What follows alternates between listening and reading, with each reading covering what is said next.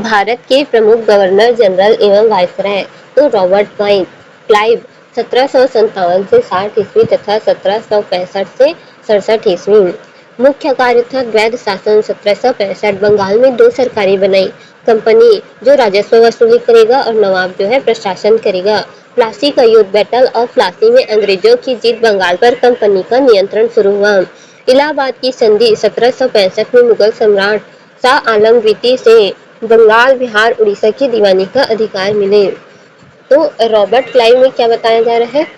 Robert Clive जो है, Clive ने बंगाल में वैध शासन यानी कि ड्यूअल गवर्नमेंट की स्थापना की। वह 1767 ईस्वी के प्लासी के युद्ध में अंग्रेजों का नायक बनकर उभरा। तो ये क्या अंग्रेजों का नायक बनकर उभरा था? किसमें? प्लासी के युद्ध में, बैटल ऑफ प्लासी। प्लासी के युद्ध में अंग्रेजों का नायक बनकर उभरा था और उसने बंगाल के समस्त प्रदेश के दो उप दीवानों राज सिताब राय यानी कि बिहार एवं मोहम्मद राजा खां बंगाल की नियुक्ति की, जिससे मुगल सम्राट शाह आलम द्वितीय के साथ इलाहाबाद की संधि करके उसे अपने प्रभुत्व में ले लिया था। तो इलाहाबाद संधि करके क्या किया गया था? अपने प्रभुत्व में ले लिया था। किसे? शाह आलम द्वितीय को। शाह आलम द्वितीय को। सेकंड, वॉरेन हेस्टिंग 1772 से 85 ईस्वी। मुख्य सुधार, द्वैध शासन समाप्त किया, बॉर्डर ऑफ रेवेन्यू बनाया, कोषागार मुर्शिदाबाद से कलकत्ता लाया। न्यायिक सुधार, हर जिले में दीवानी अदालत और फौजदारी अदालत। महत्वपूर्ण घटना, रेगुलेटिंग एक्ट 1773, कलकत्ता में सुप्रीम कोर्ट, महाराज नंद कुमार को फांसी और एशियाटिक सोसाइटी की स्थापना। संस्थापक विलियम जोन्स। तो इन्होंने क्या किया था? वारेन हेस्टिंग्स ने द्वैध शासन को हटा दिया था। भारत आते ही 1772 ईस्वी में वारेन हेस्टिंग ने बंगाल में क्लाइव द्वारा लागू की गई द्वैध शासन प्रणाली को समाप्त कर दिया। उसने राजस्व बोर्ड की स्थापना की तथा कोष का स्थानांतरण मुर्शिदाबाद से कलकत्ता कराया था। तो मुर्शिदाबाद से क्या किया था? कलकत्ता करा दिया गया था। मुर्शिदाबाद से कलकत्ता करा दिया गया था। फिर उसके बाद उन्होंने कलकत्ता कराया था। उसने मीर जाफर की विधवा मुन्नी बेगम के अल्पवयस्क नवाब मुबारिकुद्दौला का संरक्षण नियुक्त किया। उसका भत्ता 32 लाख रुपए से घटाकर 16 लाख रुपए कर दिए। उसने मुगल सम्राट को 1765 ईस्वी से दिया जाने वाला पेंशन 26 लाख रुपए वार्षिक बंद कर दिया। संतोषजनक राजस्व व्यवस्था स्थापित करने के लिए उसने सुप्रसिद्ध प्रशिक्षण तथा अशुद्धि का नियम अपनाया। उसने 1772 ईस्वी में प्रत्येक जिले में दीवानी एवं फौजदारी न्यायालय की स्थापना की। दीवानी न्यायालय कलेक्टर के अधीन होते थे। रेगुलेटिंग एक्ट 1773 के प्रावधान के तहत उसने कलकत्ता में एक सुप्रीम कोर्ट की स्थापना की। वारेन हेस्टिंग के कार्यकाल में 1774 ईस्वी में एक व्यापार बोर्ड का गठन हुआ। उसने बंगाल के एक ब्राह्मण नंद कुमार को क्या किया था? नंद कुमार को फांसी दे दी थी। झूठे मुकदमे में फंसाकर बंगाल के ब्राह्मण नंद कुमार को 6 मई 1775 ईस्वी को झूठे मुकदमे में फंसाकर फांसी दे दी। उसका अपराध ये था कि उसने हेस्टिंग पर मीर जाफर की विधवा को नवाब का संरक्षण बनाने के लिए 3.5 लाख रुपए घूस लेने का आरोप लगाया। वारेन हेस्टिंग ने 1780 ईस्वी में बनारस के राजा चैत सिंह का राज्य अधिकाधिक धन की मांग पूरी न करने के कारण ब्रिटिश राज में मिला लिया। वारेन हेस्टिंग ने पूर्व से प्रयोग में चले आ रहे सिक्कों को बंद कर निर्दिष्ट प्रकार के सिक्के चलाने का प्रयत्न किया। इसके लिए उसे कलकत्ता के एक टकसाल का निर्माण कराया। वारेन हेस्टिंग के कार्यकाल में जो है वारेन हेस्टिंग के कार्यकाल में ईस्ट इंडिया कंपनी को नमक के व्यापार पर एकाधिकार प्राप्त हुआ। उसने अपने शासनकाल में सन्यासी नामक डाकुओं का दमन कर दिया था। दमन कर दिया गया था। एम्पायर इन एशिया, लेखक टॉरेंस नामक ऐतिहासिक रचना के अनुसार वारेन हेस्टिंग को अवध के नवाब सुजउद्दौला स्वर्गीय की बेगम एवं मां के साथ फैजाबाद के उनके महल में दुर्व्यवहार करने तथा उनसे 1.2 करोड़ रुपए का खजाना लूटने का दोषी माना जाता है। वारेन हेस्टिंग ने फिट्स इंडिया एक्ट 1784 ईस्वी के विरोध में त्याग पत्र दे दिया एवं फरवरी 1785 में वह इंग्लैंड चला गया। वारेन हेस्टिंग ने मुस्लिम शिक्षा के विकास के लिए 1781 में कलकत्ता में पहले मदरसा कलकत्ता मदरसा की स्थापना की। वारेन हेस्टिंग के शासनकाल में 1782 ईस्वी में जोनाथन डंकन ने बनारस में एक संस्कृत विद्यालय की स्थापना की। वारेन हेस्टिंग के शासनकाल में कोड ऑफ जेंटू लॉस नामक पुस्तक का संस्कृत अनुवाद 1776 ईस्वी में प्रकाशित हुआ। 1781 में वारेन हेस्टिंग के काल में विलियम जोन्स एवं काबुल की डाइजेस्ट ऑफ हिंदू लॉ का प्रकाशन हुआ। इसी प्रकार वारेन हेस्टिंग के कार्यकाल में फतवा ए आलमगीरी नामक ऐतिहासिक ग्रंथ का अंग्रेजी में अनुवाद करने का प्रयत्न भी किया गया था। वारेन हेस्टिंग अरबी, फारसी तथा बंगला जानता था। उसे चार्ल्स विलिकिंस के गीता के प्रथम अंग्रेजी अनुवाद की प्रस्तावना को लिखी थी। चार्ल्स विलियम्स ने फारसी एवं बंगला मुद्रा के लिए ढलाई के अक्षरों का आविष्कार कराने हेस्टिंग्स के कार्यकाल में किया। हॉलहेड ने 1778 ईस्वी में संस्कृत व्याकरण प्रकाशित किया। यह भी वारेन हेस्टिंग का ही कार्यकाल था।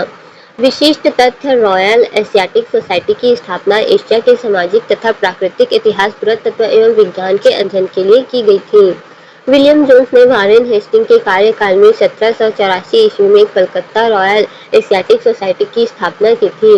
वारेन हेस्टिंग के कार्यकाल में 1784 ईस्वी में बंगाल में अरेबिक सोसाइटी की स्थापना की गई थी। वारेन हेस्टिंग जब 1785 ईस्वी में वापस इंग्लैंड लौटा तो उस पर ब्रिटिश संसद में महाभियोग चलाया गया। अभियोग लगाने वाले में फॉक्स एवं बर्क प्रमुख वक्ता थे। 1795 ईस्वी में हेस्टिंग को महाभियोग के सभी आरोपों से मुक्त कर दिया गया। लॉर्ड कॉर्नवालिस जो है 1786 से 1793 तक थे। तो मुख्य कार्य था स्थायी बंदोबस्त, परमानेंट सेटलमेंट। जमींदार भूमि के मालिक बने, किसान किराएदार बन गए। तो जमींदार क्या है, मालिक हो गए, और किसान है वो किराएदार हो गए। प्रशासनिक सुधार, अधिकारियों को उच्च वेतन, जो अधिकारी होंगे उनको उच्च वेतन और रिश्वत रोकने का प्रयास किया गया है। न्यायिक सुधार, राजस्व और न्याय अलग किए गए, राजस्व और न्याय को अलग कर दिए गए। इन्हें भारतीय सिविल सेवा का जनक कहते हैं। इन्हें क्या कहते हैं, भारतीय सिविल सेवा के जनक कहते हैं। तो लॉर्ड कॉर्नवालिस जो थे उन्होंने 1786 ईस्वी में कंपनी ने एक उच्च वंश एवं कुलीन वृत्ति के व्यक्ति लॉर्ड कॉर्नवालिस को पीटर्स यानी कि इंडिया एक्ट के तहत गवर्नर जनरल बनाकर भारत भेजा। कॉर्नवालिस ने जिले की समस्त शक्ति कलेक्टरों के हाथ में केंद्रित कर दी। उसने भारतीय न्यायाधीशों वाली जिला के जो फौजदारी अदालतों को समाप्त करके उसके स्थान पर 4 भ्रमण करने वाले न्यायालयों यानी कि सर्कुलेट कोर्ट की स्थापना की। भ्रमणशील न्यायालय बंगाल के लिए गठित हुए, जबकि एक का गठन बिहार के लिए किया गया। उपरोक्त न्यायालय के अध्यक्ष अनुबंध यूरोपीय ही होते थे तथा भारतीय काजी एवं मुफ्ती उनकी सहायता करते थे। तो जो भारतीय होते थे काजी और मुफ्ती वो उनकी सहायता करते थे। मुर्शिदाबाद में स्थित सदर निजाम अदालत के स्थान पर इसी तरह के एक अदालत कलकत्ता में स्थापित की गई। कलकत्ता के सदर निजाम अदालत में गवर्नर जनरल तथा उसकी परिषद के सदस्य थे। गवर्नर जनरल को क्षमा दान का अधिकार था। तो जो गवर्नर जनरल होता है उसे क्षमा दान का अधिकार होता था। और क्या किया गया, कॉर्नवालिस ने ग्रामीण क्षेत्रों में जमींदारों के पुलिस अधिकार एवं दायित्व दोनों को समाप्त कर दिया। कॉर्नवालिस ने 1793 ईस्वी में स्थायी बंदोबस्त परमानेंट सेटलमेंट नामक व्यवस्था भू राजस्व के क्षेत्र में लागू की। उसने अधिकारियों के घूस एवं उपहार लेने तथा निजी व्यापार करने पर पूर्णतः प्रतिबंध लगा दिया।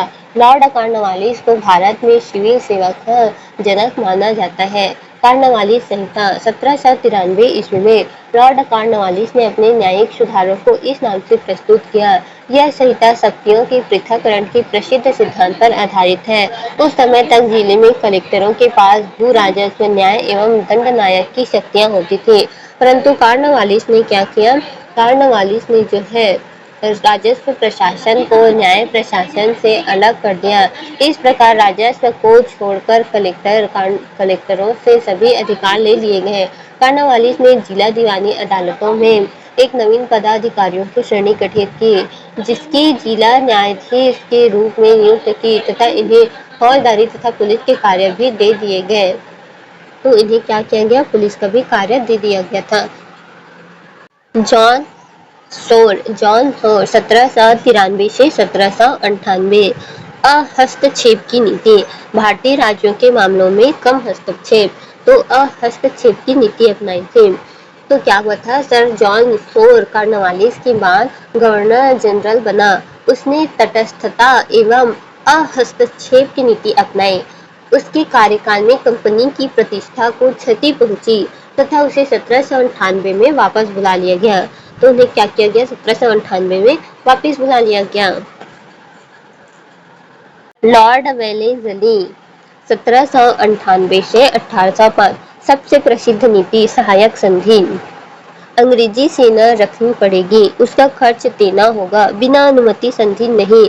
परिणाम भारतीय राज्यों की स्वतंत्रता खत्म होने लगी। तो इससे क्या हुआ, भारतीय राज्यों में स्वतंत्रता जो है खत्म होने लगी थी। लॉर्ड वेलेस्ली अपनी सहायक संधि के लिए प्रसिद्ध हुए। वेलेस्ली ने हैदराबाद 1798 में, मैसूर 1799 में, तंजौर 1799 में, अवध 1801 में, पेशावर 1801 में और बरार एवं भोसले 1803 में तथा सिंधिया 1804 आदि के साथ सहायक संधि की। उपरोक्त के अलावा सहायक संधि करने वाले राज्यों में प्रमुख थे जोधपुर, जयपुर, मच्छेड़ी, बूंदी तथा भरतपुर। लॉर्ड वेलेस्ली ने मेहदी अली खां को 1799 ईस्वी तथा जॉन मेल को 1800 ईस्वी में ईरान के शहर के दरबार में भेजा था। तो ईरान के जो शहर होते हैं वहाँ के दरबार में भेजा हुआ था।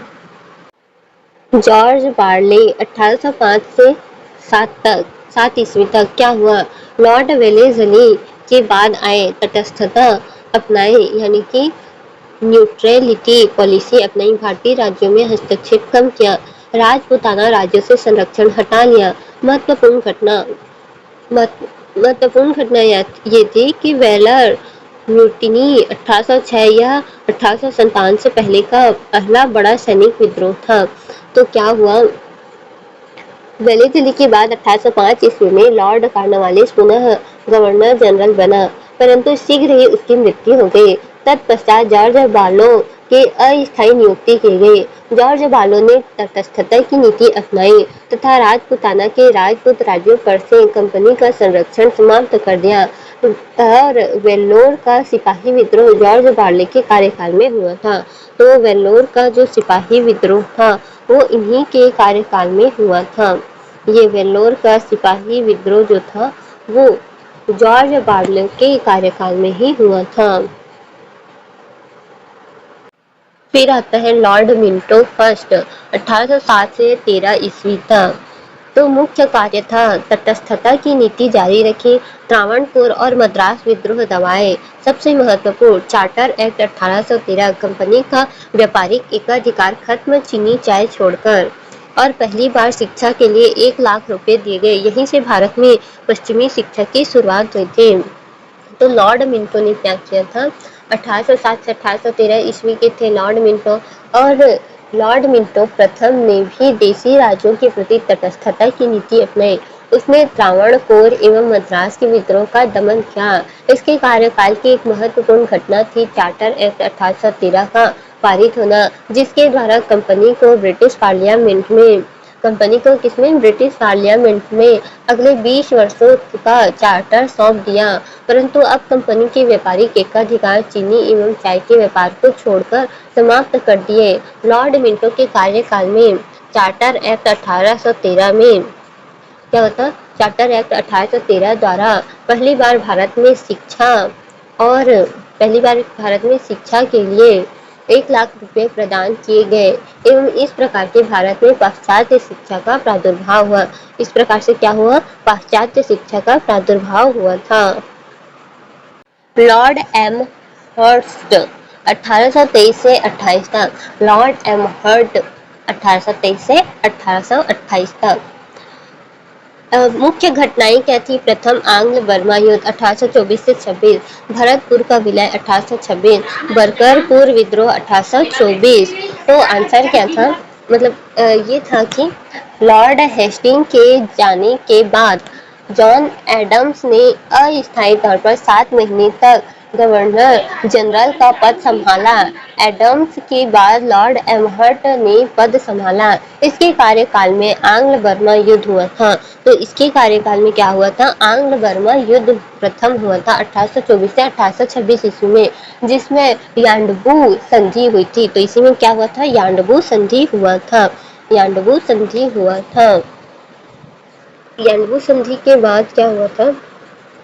इसी में एक और युद्ध हुआ 1826 ईस्वी में। इसके कार्यकाल में भरतपुर का राज्य ब्रिटिश साम्राज्य में मिला लिया गया। उसके शासन में 1826 में बैरकपुर का सैन्य विद्रोह हुआ था। तो बैरकपुर का जो है सैन्य विद्रोह हुआ था। बैरकपुर का सैन्य विद्रोह हुआ था। लॉर्ड विलियम बेंटिक 1828 से 35 बहुत महत्वपूर्ण है। मुख्य सुधार: सेट्टी प्रथा समाप्त 1829 में। ठगी प्रथा खत्म। प्रशासनिक सुधार सबसे महत्वपूर्ण। कैरेक्टर जो है चार्टर एक्ट 1833। कंपनी केवल प्रशासनिक संस्था। भारत का पहला गवर्नर जनरल ऑफ इंडिया बना। तो क्या हुआ? लॉर्ड विलियम बेंटिक के द्वारा जो है लॉर्ड विलियम बेंटिक के कार्यकाल में चार्टर एक्ट 1833 पारित हुआ था। 1833 पारित हुआ था। बेंटिक ने हैदराबाद, जयपुर, जोधपुर तथा भोपाल के प्रति तटस्थता एवं मैसूर तथा कुर्ग के प्रति साम्राज्यवादी नीतियों का अनुसरण किया था। बेंटिक ने राजा राम मोहन राय की पहल पर 1833 में कानून बनाकर सती प्रथा को समाप्त किया था। तो सती प्रथा को क्या किया था? समाप्त कर दिया था। किसके कहने पर? राजा राम मोहन राय के कहने पर सती प्रथा को समाप्त कर दिया था, गैर कानूनी घोषित कर दिया तथा कार्नर स्लीमैन की मदद से ठगी के प्रचलन का अंत किया था। उसने मद्रास एवं उड़ीसा में विशेष रूप से प्रचलित नर बलि प्रथा का अंत किया। उसने राजपूतों में प्रचलित कन्या हत्या की प्रथा को बंगाल रेगुलेशन एक्ट के द्वारा समाप्त कर दिया। उसने 1832 ईस्वी में कानून बनाकर दास प्रथा का निषेध कर दिया। उसने कानून बनाकर हिंदू धर्म से दूसरे धर्म को अपनाने वाले व्यक्तियों की पैतृक संपत्ति का अधिकार बहाल किया था। और टीक ने शीर्ष पर्दों को छोड़कर सरकारी सेवा में भागीदारी के लिए दरवाजे खोल दिए।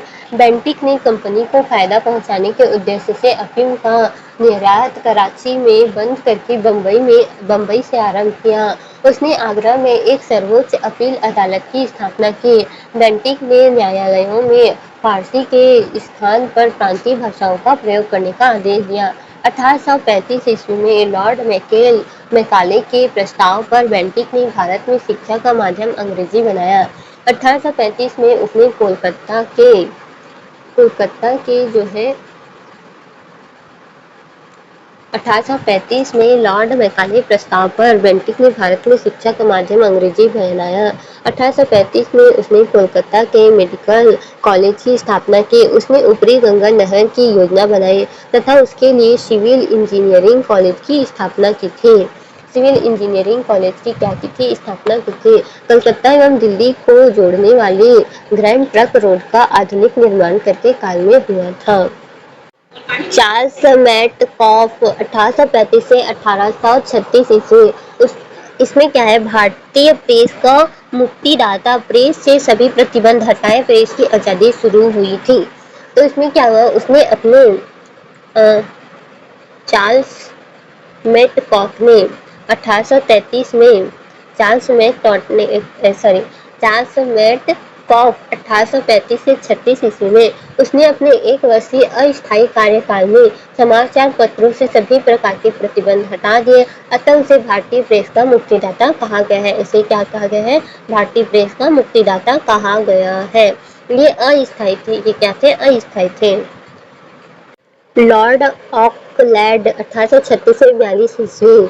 मुख्य घटना: प्रथम आंग्ल अफगान युद्ध 1839 से 42। ब्रिटिश सेना की भारी हार, बहुत बदनामी हुई थी। तो इसमें ब्रिटिश सेना की भारी हार हुई थी।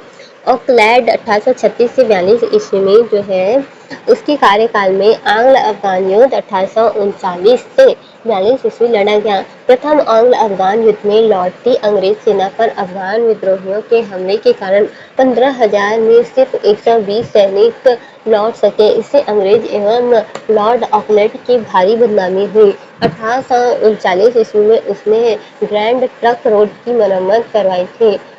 तो इस प्रकार से उन्होंने जो है इसमें बहुत सारे जो अंग्रेज थे वो मारे गए थे। लॉर्ड एलिनबरो 1842 से 44 ईस्वी। मुख्य कार्य अफगान युद्ध समाप्त, सिंध का विलय 1843 में। तो इसमें क्या हुआ था, अफगान युद्ध हो रहा था, उसको समाप्ति किया। इसके शासनकाल में 1842 ईस्वी में काबुल यानी कि अफगानिस्तान की राजधानी पर ब्रिटिश झंडा फहराया गया तथा प्रथम आंग्ल अफगान युद्ध समाप्त है। इसके साथ ही बेमरू में अकबर खां द्वारा मिली जनरल मेकनाटन की अंग्रेज सेना भी भीषण हार एवं लौटी सैनिक पर अफगान विद्रोहियों द्वारा किए गए हमले का बदला भी ले लिया गया। दोस्त मोहम्मद को कैद से आजाद कर दिया गया एवं पुनः अफगान के द्वारा क्या किया गया, पुनः अफगानिस्तान भेज दिया गया। एलिनबरो के शासनकाल में 1843 ईस्वी में एलिनबरो के शासनकाल में 1843 ईस्वी में क्या हुआ था, सिंध का ब्रिटिश राज में पूर्ण रूप से विलय कर दिया गया था। लॉर्ड हार्डिंग 1844 से 48 ईस्वी में। मुख्य घटना प्रथम आंग्ल सिख युद्ध 1845 से 40, नरबली पर रोक हुआ था। तो इसमें क्या हुआ था, नरबली पर रोक किया गया था। आंग्ल सिख युद्ध प्रथम जो है 1845 में 1845 से 40 ईस्वी में संपन्न हुआ। इसके शासनकाल में नरबली प्रथा पूर्ण रूप से प्रतिबंधित किया गया था। तो नरबली जो प्रथा होती है उसको प्रतिबंधित कर दिया गया था। लॉर्ड हेस्टिंग्स 1813 से 23 ईस्वी तक। मुख्य घटना मराठा युद्ध, गोरखा युद्ध, सुधार, प्रेस पर प्रतिबंध कुछ हटाया, रैयतवाड़ी व्यवस्था लागू की गई थी। तो लॉर्ड हेस्टिंग्स का क्या था, लॉर्ड हेस्टिंग ने 28 युद्ध लड़े एवं 120 दुर्ग जीते। आगरा एवं पंजाब में उसने भू राजस्व के क्षेत्र में महालवाड़ी व्यवस्था लागू की। लॉर्ड हेस्टिंग के कार्यकाल में मद्रास के गवर्नर टॉमस मुनरो ने 1820 ईस्वी में मालाबार, कन्नड़, कोयम्बटूर, मदुरई तथा डिंडीगुल में रैयतवाड़ी व्यवस्था लागू की।